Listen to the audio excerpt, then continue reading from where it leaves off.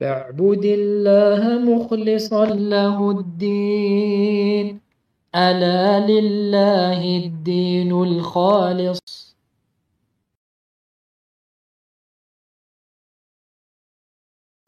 Combien parmi les jeunes jurent sur autre qu'Allah tabarak wa ta'ala? Pourquoi ces jeunes-là jurent sur autre qu'Allah? Parce qu'ils n'ont pas étudié Tawhid. Parce que leurs parents ne leur ont pas inculqué le Tawhid et la définition du Tawhid. Donc forcément, n'attends pas à ce que ton enfant ne tombe pas dans le shirk. Il va tomber dans le shirk. Il va avoir des croyances contraires au Tawhid.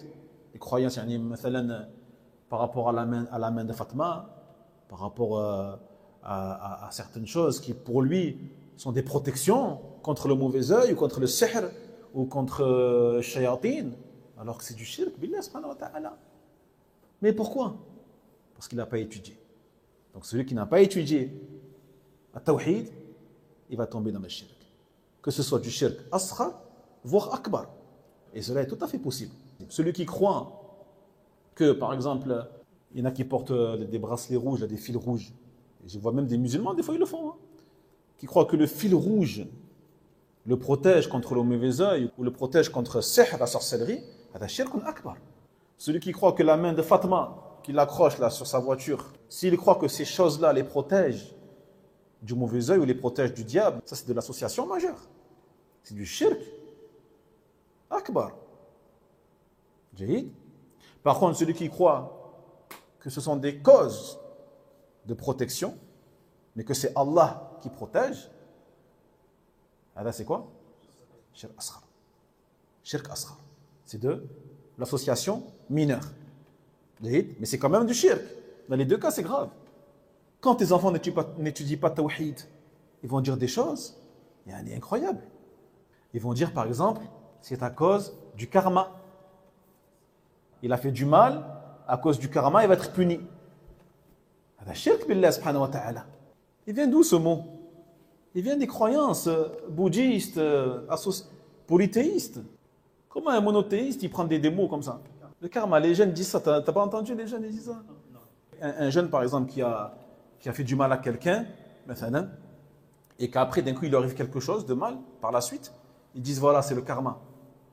Ils disent pas c'est Allah qui l'a puni. Ils disent c'est le karma. Comme s'il y avait une force supérieure, autre qu'Allah tabarak wa ta'ala. Non. Subhanallah. Ça c'est du shirk billah subhanahu wa ta'ala. C'est quoi le karma? T'as inventé un nouveau Dieu ou là?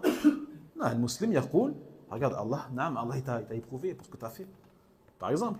Ou qadar Allah, Allah il t'a prédestiné, regarde, Allah il t'a mektoub. Mektoub. Mais le karma, là. Ou alors l'expression, ils disent les planètes sont alignées. Quand les planètes seront alignées. Et encore une fois, ça c'est une croyance qui est puisée des croyances grecques à l'époque, qui croyaient aux astres. Et que lorsque certaines étoiles étaient alignées d'une certaine manière, eh bien, il allait se produire telle ou telle chose. C'est tanjim, ce qu'on appelle tanjim. C'est shirk billah. Mais pourquoi ces musulmans-là disent ces choses-là, ces horreurs? Ils n'ont pas étudié. Ils n'ont pas étudié, ils sont restés dans un état d'ignorant, en croyant que la ilaha illallah, c'est juste croire que Allah c'est le seul créateur, c'est le seul Seigneur. Non, ça ne veut pas dire ça.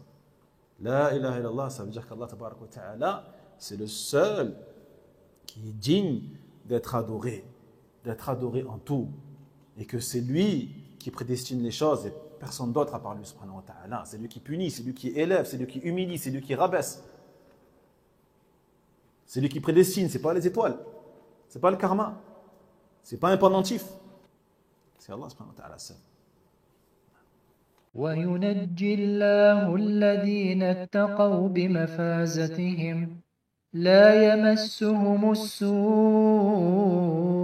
ولا هم يحزنون.